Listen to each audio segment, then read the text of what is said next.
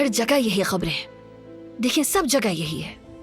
वैसे उस लड़की ने अपना असली रूप तुम्हें दिखा ही दिया लीना। कैसा लगा नूर? ये तस्वीरें तुम्हारे और अली के लिए यादगार बन जाएंगी।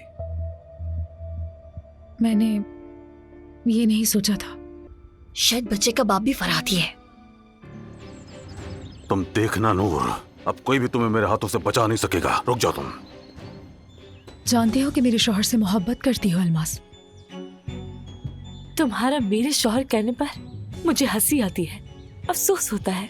और शायद मैं ऐसी औरत से ही मोहब्बत कर सकता था जो बिल्कुल मेरी तरह जानती हो जिद करना, सिर्फ मेरे सामने आकर। तुम्हारी बीवी को पैसों की जरूरत थी और मुझे एक अच्छी मॉडल की। क्या बकवास कर रहे हो ये सब, और वो भी मेरे सामने? मुझे धोखा देने की हिम्मत कैसे हुई तुम्हारी? ये मोहब्बत बदुआ बन गई है